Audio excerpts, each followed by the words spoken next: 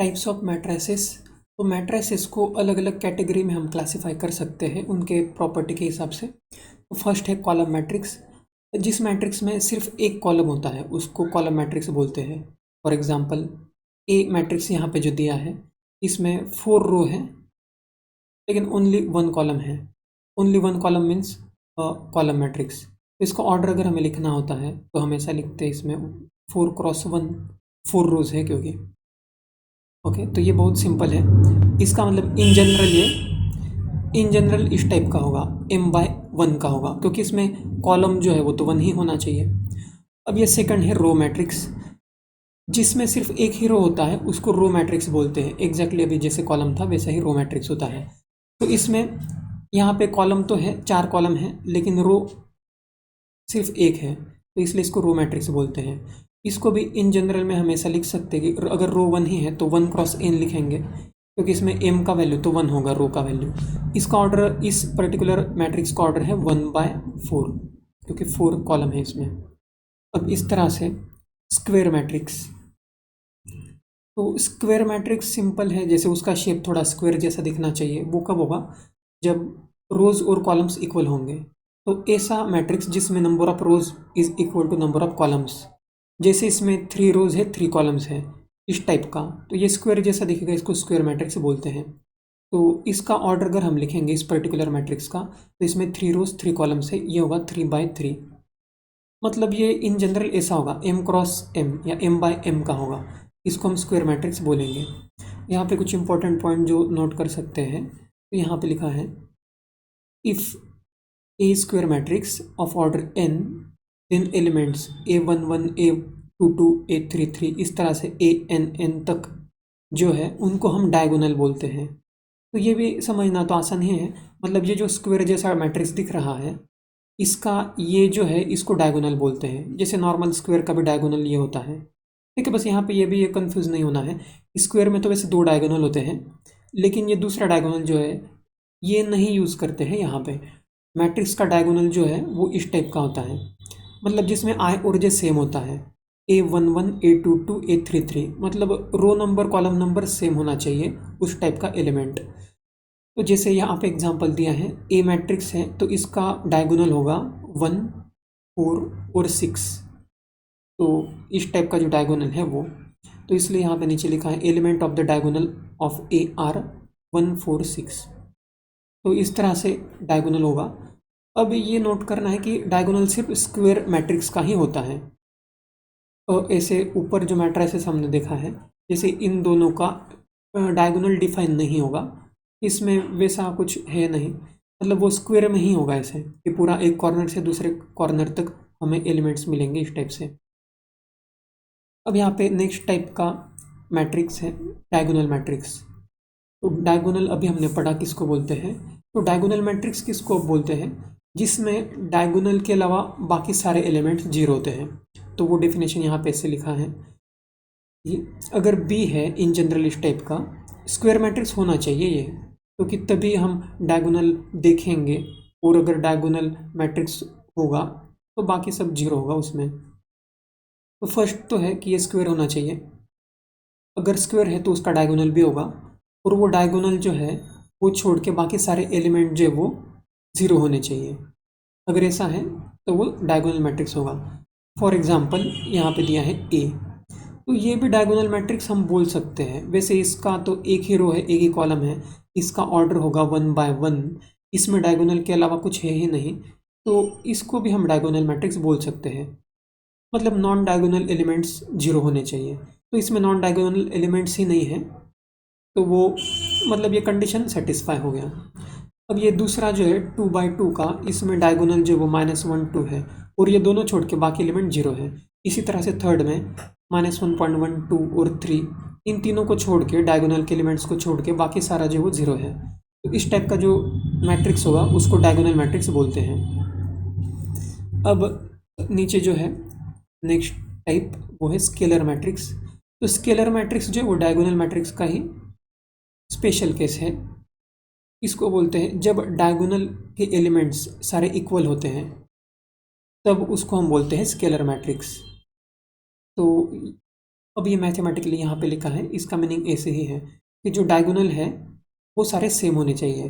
Diagonal में क्या होता है, जब आई और जे इक्वल होता है, आई और जे अगर इक्वल है किसी भी बी का, तो उन सब का वैल्यू सेम होना चाहिए। तो ये एग्जांपल से आसानी से समझ में आएगा। तो ये ए है, इसमें तो फिर से ये डायगोनल मैट्रिक्स होगा क्योंकि एक ही एलिमेंट है इसमें जो नॉन ज़ीरो है, और वो सेम होना चाहिए। तो इसमें कंपेयर करने के लिए दूसरा कोई है ही नहीं, ये ऑटोमेटिकली खुद से सेम ही है। तो इसको भी हम स्केलर मैट्रिक्स बोल सकते हैं। इसका ऑर्डर जो है वो 2/2 है। अब इसमें हम चेक करेंगे तो इसमें डायगोनल के एलिमेंट्स है -1 और -1, तो दोनों सेम है, इसलिए ये स्केलर मैट्रिक्स है। थर्ड जो एग्जांपल है, इसमें भी जो डायगोनल के एलिमेंट्स दिख रहे हैं सारे के सारे √3 है, तो ये स्केलर मैट्रिक्स है। ये तीनों ही डायगोनल मैट्रिक्स भी है क्योंकि ये डायगोनल मैट्रिक्स का ही स्पेशल केस होता है स्केलर मैट्रिक्स। अब नेक्स्ट जो टाइप है वो है आइडेंटिटी मैट्रिक्स। ये स्केलर मैट्रिक्स का एक और स्पेशल केस है। तो आइडेंटिटी मैट्रिक्स जो है वो एक स्केलर मैट्रिक्स ही होता है जिसके सारे डायगोनल एलिमेंट जो है वो 1 है। तो इसका डेफिनेशन है scalar matrix in which elements in the diagonal are all 1 and rest are all 0। तो ऑटोमेटिकली ये स्क्वायर मैट्रिक्स तो होना ही चाहिए, और यहाँ पे बाकी नॉन ज़ीरो, तो ये डायगोनल मैट्रिक्स भी है, सारे के सारे 1 है तो वो ऑटोमेटिक सेम भी हो गए, तो ये स्केलर मैट्रिक्स भी है और 1 है इसलिए इसको आइडेंटिटी भी बोलेंगे। तो एक कोई मैट्रिक्स जो है वो 2-4 कैटेगरीज में भी फिट हो सकता है। तो यहाँ पे जैसे एग्जांपल जो दिया है, जैसे 1 सिर्फ एक एलिमेंट जिसमें है 1/1 का मैट्रिक्स है, तो ये आइडेंटिटी मैट्रिक्स है क्योंकि इसका जो डायगोनल है वो 1 हो गया। दूसरा जो है 2/2 का मैट्रिक्स, इसमें डायगोनल के एलिमेंट जो है वो सेम है और वो दोनों के दोनों 1 है, इसलिए ये भी आइडेंटिटी मैट्रिक्स है। तो तीसरे में 1 1 1, तो 3 टाइम्स 1 है, तो ये भी आइडेंटिटी मैट्रिक्स होगा। तो आइडेंटिटी मैट्रिक्स का मतलब ये है कि डायगोनल छोड़ के बाकी सारा 0 होना चाहिए और डायगोनल में सब कुछ जो है वो 1 के इक्वल होना चाहिए, तो उसको हम आइडेंटिटी मैट्रिक्स बोल सकते हैं। ओके, तो ये ऑटोमेटिक ऊपर जो था स्केलर या फिर डायगोनल उसमें भी इंक्लूड होता है। नेक्स्ट टाइप है जीरो मैट्रिक्स। तो ये सिंपल है, जिसमें सारे एलिमेंट जीरो होते हैं उसको जीरो मैट्रिक्स बोलते हैं। जैसे ये 1/1 जीरो मैट्रिक्स है, ये 2/2 जीरो मैट्रिक्स है, ये 2/3 जीरो मैट्रिक्स है। मतलब इनका ऑर्डर हम ऐसे लिख सकते हैं 2/3, 2/2 और ये है 1/1। तो सारे एलिमेंट्स जीरो के इक्वल होने चाहिए। ओके, अब ये देखते हैं कि मैट्रिक्स को हम इक्वल कब बोलते हैं। तो इसके दो कंडीशन हैं कि पहला तो उन दोनों का ऑर्डर सेम होना चाहिए। ऑर्डर सेम होने का मीनिंग वही है कि नंबर ऑफ रोज सेम होने चाहिए और नंबर ऑफ कॉलम्स भी सेम होने चाहिए। अगर ये दोनों सेम है तो ऑटोमेटिकली नंबर ऑफ एलिमेंट्स भी सेम हो ही जाएंगे जो रोज इंटू कॉलम्स होते हैं। और दूसरा कंडीशन ये है कि उनके कॉरस्पॉन्डिंग एलिमेंट जो होते हैं, मतलब सेम रो में और सेम कॉलम में जो एलिमेंट्स होंगे ए और बी दोनों में, वो इक्वल होने चाहिए। तो इसको मैथमेटिकली ऐसे लिख सकते हैं कि AIJ is equal to BIJ, मतलब ith रो में और jth कॉलम में ए का जो एलिमेंट है सेम एलिमेंट बी में भी ith रो और jth कॉलम में होना चाहिए। तो एग्जांपल अगर देखेंगे तो जैसे ये मैट्रिक्स और ये मैट्रिक्स दोनों इक्वल है क्योंकि दोनों में 2 रोज हैं, 2 कॉलम्स हैं। यहाँ पे जो एलिमेंट है 2, यहाँ पे भी वही है 2, यहाँ पे जो 3 ये भी 3 है, 0 0 कॉरस्पॉन्डिंग सारे मैच हो रहे हैं, तो एग्जैक्टली मतलब सेम ही है वो। इसी तरह से ये और ये जो है वो अगर हम चेक करके देखेंगे तो ये मैच नहीं हो रहा है, तो ये जो वो इक्वल नहीं है, तो ये नॉट इक्वल मैट्रिसेस है। ओके, तो इसमें एकदम सिंपल क्वेश्चन ऐसे होते हैं जैसे if this matrix is equal to this then find the value of x y z a c y। इन सब का हम बता सकते हैं। जैसे अगर ये इक्वल है तो x इज इक्वल टू -1.5 होना ही चाहिए, तो x का वैल्यू यहाँ से पता चल जाएगा। z जो है वो इसके बराबर होना चाहिए 2 के बराबर, तो z जो है वो 2 होगा।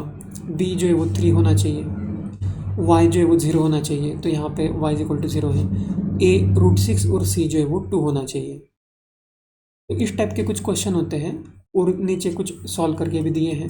फॉर एग्जांपल ये जो है 4 नंबर का question, if this equal to this find the values of a b c x y z. तो इसमें बस हमें करना है कि अगर ये दो मैट्राइसेस इक्वल है तो रोज कॉलम इक्वल होना चाहिए, जो है ही 3/3 ही है दोनों। इनके कॉरस्पॉन्डिंग एलिमेंट्स भी सेम होंगे। तो x प्लस थ्री ज़ीरो होना चाहिए। तो x plus three is equal to zero. यहाँ से x का वैल्यू -3 पता चल जाएगा। इसी तरह से -6 is equal to -6 b-3 is equal to 2b+4। तो इससे हमें ऐसे बहुत सारे इक्वेशन आएंगे, और जैसे हमने x के लिए सॉल्व किया, हर एक कॉरस्पॉन्डिंग एलिमेंट अगर हम इक्वल करेंगे तो हमें इन सब का वैल्यू पता चल जाएगा। तो ये आप कैलकुलेट करके देख सकते हैं। अब इसमें नेक्स्ट एग्जांपल जो है, find the values of a b c and d from the following equation. एकदम सिमिलर टाइप का क्वेश्चन है। तो इसमें भी नंबर ऑफ रोज और नंबर ऑफ कॉलम जो है वो सेम है। तो इक्वल मतलब जो कंडीशन होता है फर्स्ट कंडीशन वो तो फुलफिल हो गया है, लेकिन कॉरस्पॉन्डिंग एलिमेंट भी अगर हमें सेम करना है तो उससे कुछ इक्वेशन आएंगे हमारे पास। 2a + b is equal to 4। इसी तरह से a - 2b is equal to -3, a - 2b is equal to -3, 5c - d is equal to 11, और 4c + 3d is equal to 24। तो ये इक्वेशंस हमारे पास आ गए। अब हमारे पास 4 इक्वेशन हैं। तो वैसे मतलब ये दो अगर हम देखेंगे तो दो इक्वेशन दो वेरिएबल सॉल्व करेंगे तो इनका आंसर आ जाएगा ए और बी का। इसी तरह से नीचे के जो दो इक्वेशन है और दो वेरिएबल है सी और डी, इनको भी सॉल्व करेंगे तो सी और डी का भी वैल्यू पता चल जाएगा। तो ये इक्वेशन लीनियर इक्वेशन सॉल्व आसानी से हो जाएगा। तो आपके पास ये आंसर आ जाएंगे सॉल्व करने के बाद।